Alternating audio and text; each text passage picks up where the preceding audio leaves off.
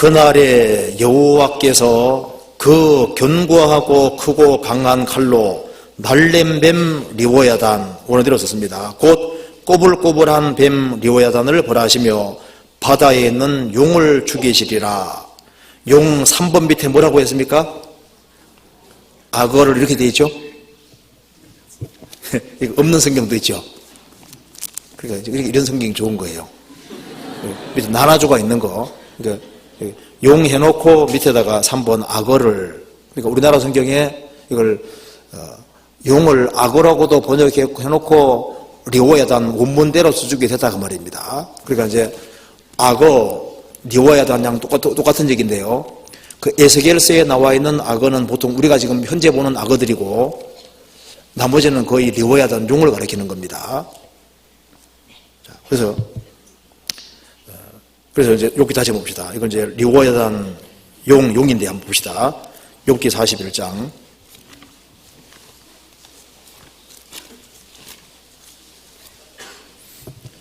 41장 12절입니다. 내가 악어, 리워야단 용입니다. 내가 악어의 지체와 큰 힘과 훌륭한 구조에 대하여 잠잠치 아니하리라. 누가 그 가죽을 벗기겠으며 그 아가미 사이로 들어가겠는고. 아가미가 있는 거 봐서는 바다에 사는 거 맞죠? 누가 그 얼굴에 문을 열 수 있을까? 그 들어있는 이가 두렵구나. 견고한 비늘은 그의 자랑이라. 서로 연함이 봉한 것 같구나.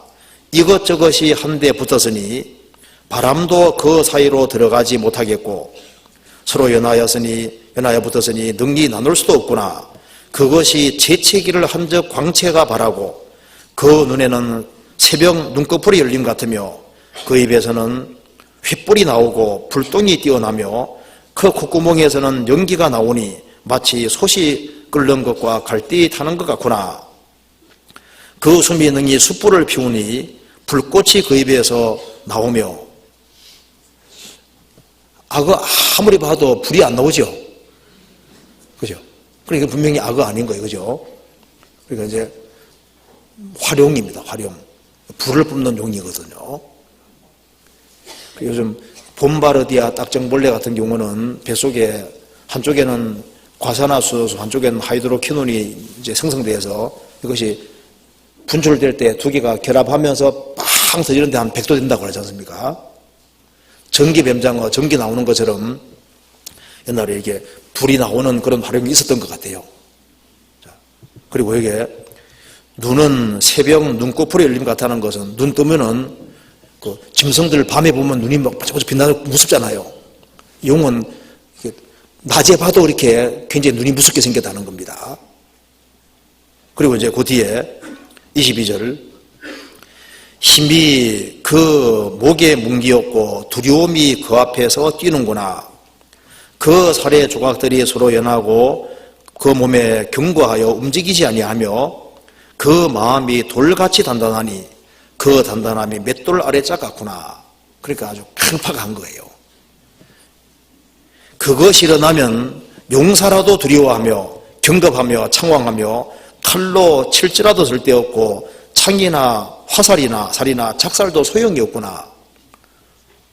악어는 뭐 칼로 치면 죽잖아요. 그것이 철을 초계같이 노스를 썩은 나무같이 여기니 살이라도 화살이라도 그것으로 도망하게 못하겠고 물맷돌도 그것에게는 겨같이 여기오는구나. 골리앗도 물맷돌에 맞아 죽었는데 물맷돌을 겨같이 여긴다는 겁니다. 몽둥이도 금불같이 보고 창을 던짐을 우습게 여기며, 그러니까 굉장히 단단했던 것 같아요. 그 배 아래는 날카로운 와륵 같으니 진흙 위에 타작기계 같은 자취를 내는구나. 그러니까 이제 배 아래도, 배 아래쪽도 아주 굉장히 견고하게 되어 있던 것 같습니다. 그러니까 사방으로 전부 다 견고하게 되어 있었던 것 같아요. 그래서 이게 진흙 위에 타작기가 전된다는 것은, 그러니까 그 밑에도 아주 무장이 다 되어 있는 것 같습니다. 깊은 물로 솥의 물이 끓음 같게 하며 바다로 젓는 향기름 같게 하고, 그러니까 용이 한번 용트림 하면은 막 소채물이 끓는 것 같고 바다로 젓는 향기름 같고 이 바다가 돈다 그 말입니다. 용트림 하면은 자기 뒤에 광채나는 길을 내니 사람 보기에 바닷물이 백발 같구나. 굉장히 빨랐던 것 같아요. 그래서 쾌속정이 배 빨리 슉 갈 때 물살이 있는 것처럼 용이 굉장히 빨랐던 것 같습니다.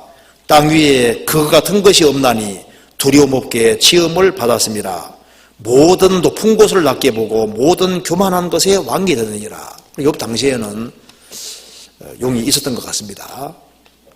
그래서 지금은 용이 사라졌지만은 동양에도 용에 대한 얘기가 많잖아요. 서양도 용에 대한 얘기가 많은데요. 서양은 다 용하고 다 싸우는 얘기거든요. 동양은 용을 좀 숭배하는 식으로 되어 있잖아요. 그래서 그러니까 이 당시에 용이 있었던 것 같습니다. 그래서 용이 아주 엄청 강했는데 바다를 항해하다가 용을 만나면 어떻게 될까요? 용이 만나서 용트림을 하고 그 다음에 공격하고 하면 어떻게 될까요? 그러면 거의 이제 죽는 날이 되는 거예요. 배가 부서지는 날이 되는 겁니다. 그래서 욥이 항해하던 사람이 용을 만나서 죽는 그런 것에 대한 얘기를 좀 꽤 들어왔던 것 같습니다. 그러니까 욥이 이제 이렇게 말하는 거죠. 욥기 12장 다시 봅시다. 욥기 3장 다시 봅시다. 그래서 욥이